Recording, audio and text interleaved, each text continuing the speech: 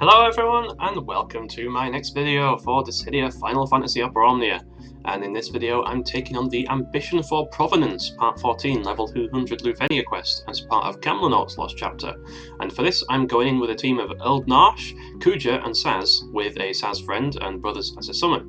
So I wanted to do something a little bit different for this one because FF11 thematic reasons, right?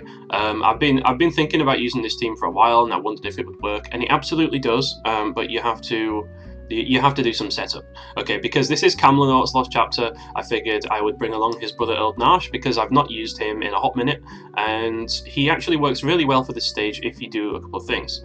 So I will just quickly go over my artifacts, which are basically all perfect because of this wonderful artifact rework. Triple 108 C50s, triple 108 Ultimas, Kuja, and 108 330s actually for Sazh. Okay, so I'll dive straight into it. What we're looking for is at least one of the enemies to start off targeting Eald'narche. Because basically the enemies need to target Eald'narche before a certain point, otherwise this won't work. So I might well just have to keep resetting the waves until they do.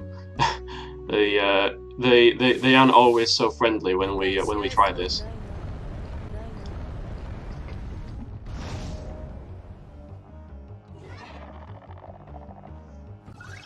Okay, I had to restart this, unfortunately, because like a goober, I completely messed things up.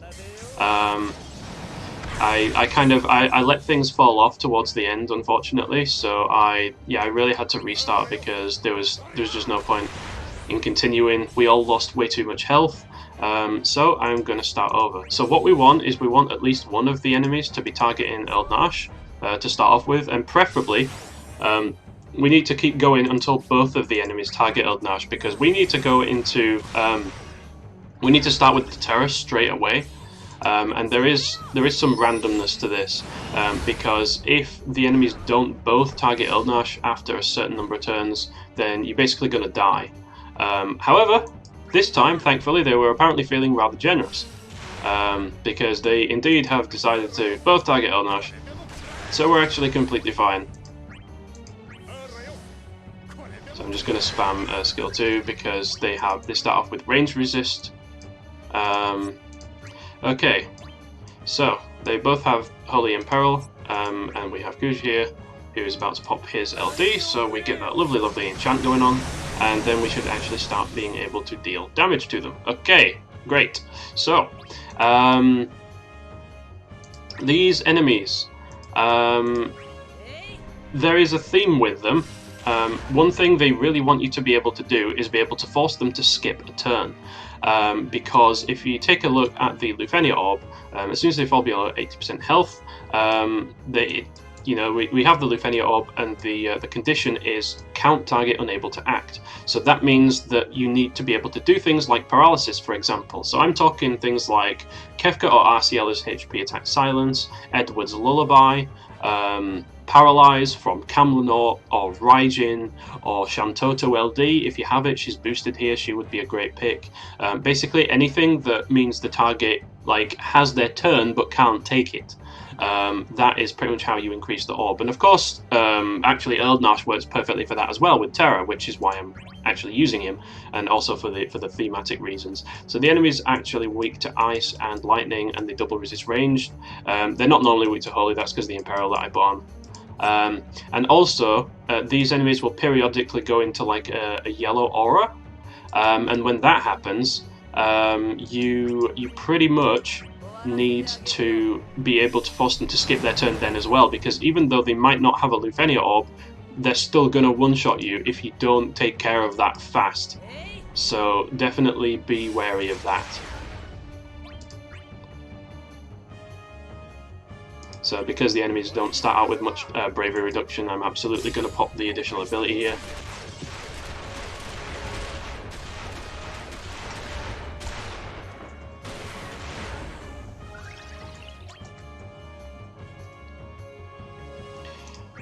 There we go.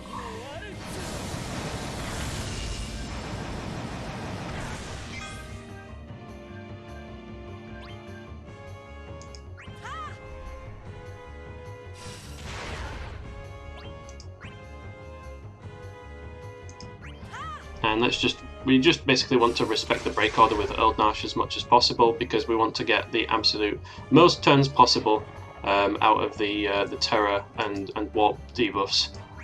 Because Eald'narche is an EX plus only character, he doesn't have an LD yet. You can better believe that when he does get it, I'm going to be pulling for it, but until then we basically need to, well, we need to make him last as long as possible. So yeah.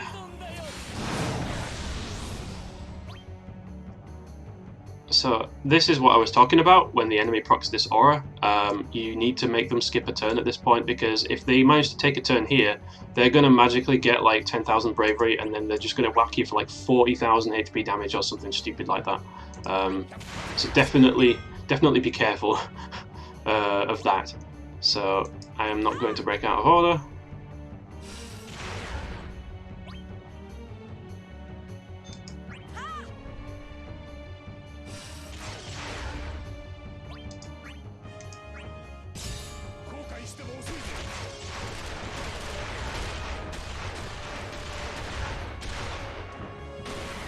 Gotta love how hard Sazh hits, man, when he's backed up by Imperils and Auras. Okay, there we go, there we have it. There's the magical, I'm gonna get a load of bravery out of nowhere. So I'm gonna pop a Mega Javelin on this fool.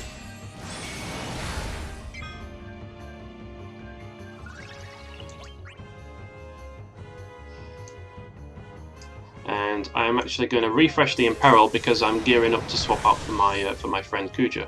Okay, so here I am actually going to use another Crystal 65 to get Vortex up for another 4 turns. This will just make our lives a lot easier. Like, make sure you use both of his additional abilities if you are actually mad enough to want to use Eald'narche in this. It helps, okay? It helps. Let's refresh the buffs that have just fallen off. And now let's swap out for our friend Kuja and go straight into the burst, because the burst also does have a holy enchant effect, so you don't have to use the LD straight away. You can actually burst and then LD, which is better damage wise.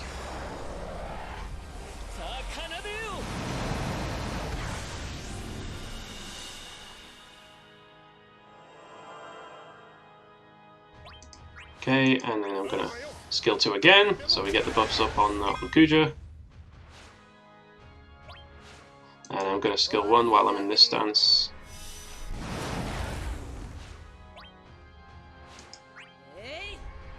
There we go, excellent, now we can just keep on doing our thing.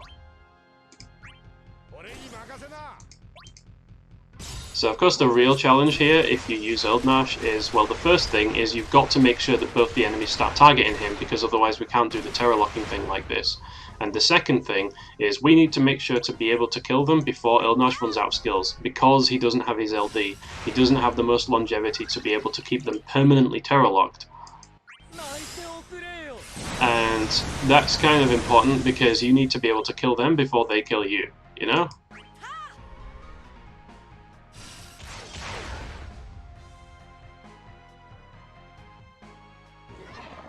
It's definitely something you need to be able to do. Okay, so let's. I'm actually going to use a skill 1 here.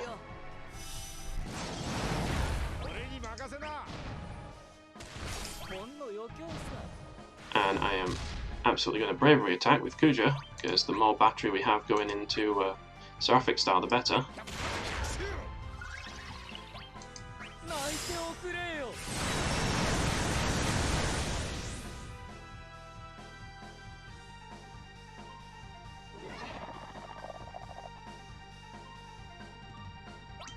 Let's see how much turns. We've got 1 turn of terror left, and our EX is almost charged, so we're okay.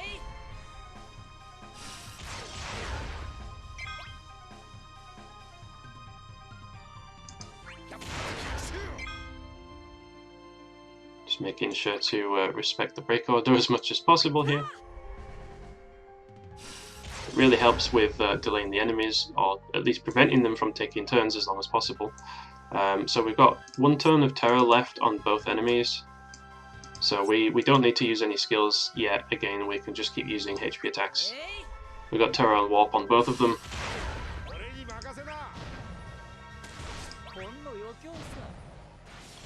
Man, now that's a bravery attack. Freaking 30,000 damage.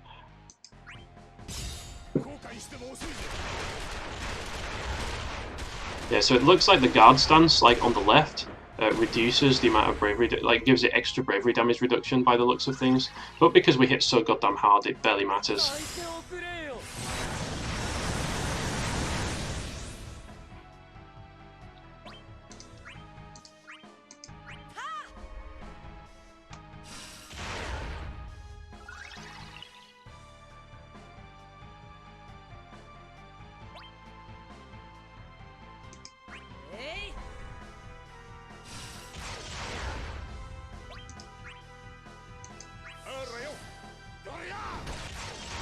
There we go. So we are actually going to be able to get off the turret here. How long do we have left on the Holy Imperil? 2 turns. Okay. That's fine.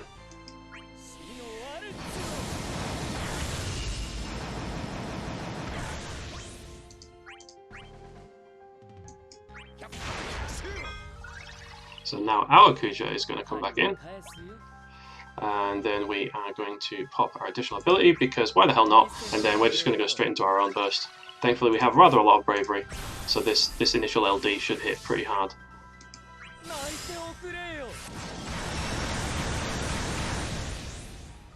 Reasonably hard.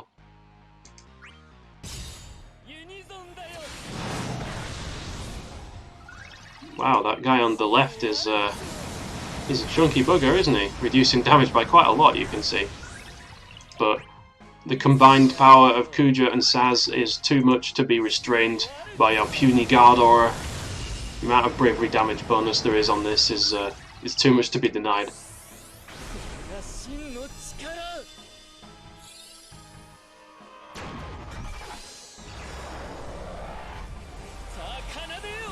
So I know Lightning is synergy for this, but I really wanted to use this team because, like, it's Eald'narche, right? It's fitting. It's his brother's event, so it's kind of cool that you can actually use him, and he does actually hard counter the orb. As you can see, this entire time we've been paying more attention to the break order and the debuff durations than we have the orb, because it's a given that whenever they take a turn, they ain't going to be able to do anything, so the orb's just going to go back up. Okay, so we've got Terra left. But we need to put Warp back on B.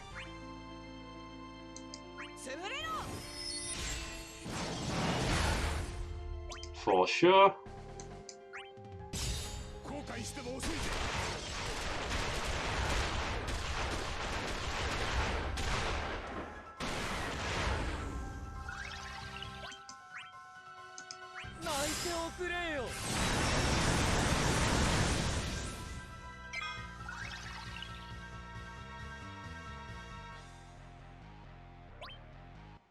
Okay, so what I'm going to do here is I'm going to wait until B sort of recovers like this. There we go. And now I'm actually on this free turn, I'm going to go straight into the summon. So we get the extra summon turn as well from Eald'narche, because he does things like that.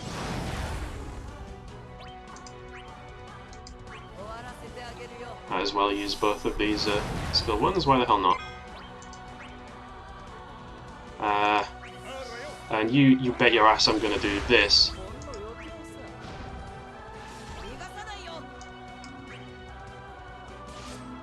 Oh man, look at that. Look at that for a bravery attack. That's what I'm talking about. Alright Kuja, show us what you got.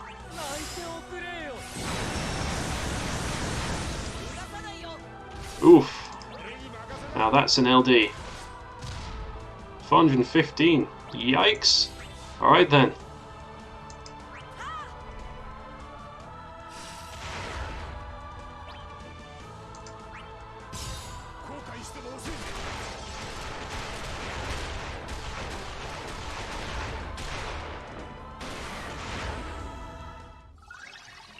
There we go.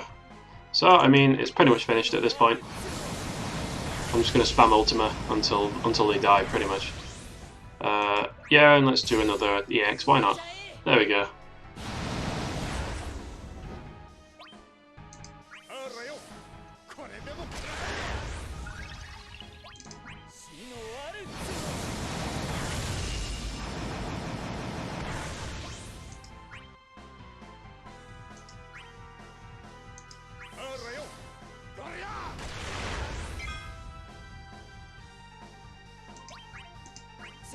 And this should be it.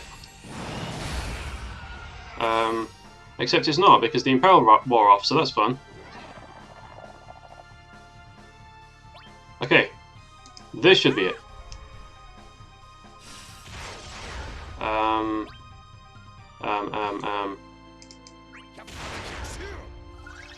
Alright, fine. Ultima it is. It's only fitting that Kuja should finish it. There we go. So that is going to be my run through of Kam'lanaut's Lufenia, using Eald'narche and Kuja for the win.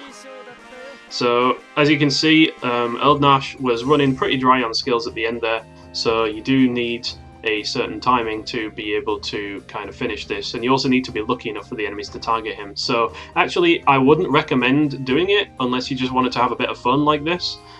If you use someone like Kefka, or if you use like Edward, especially Edward or Raijin, I think Edward or Raijin are definitely the two most sensible characters to use for this, because they basically have, well, Raijin has more or less on-demand paralysis, and Edward can just use his LD to force them to to go to sleep, and that's gonna do the same thing. It's gonna increase the orb whenever they try and take a turn. But if you want to try and if you want to have a laugh, then by all means bring this team along and have a bit of fun with it. So thanks everyone for watching. I hope everyone enjoyed, and until the next video, take care and goodbye.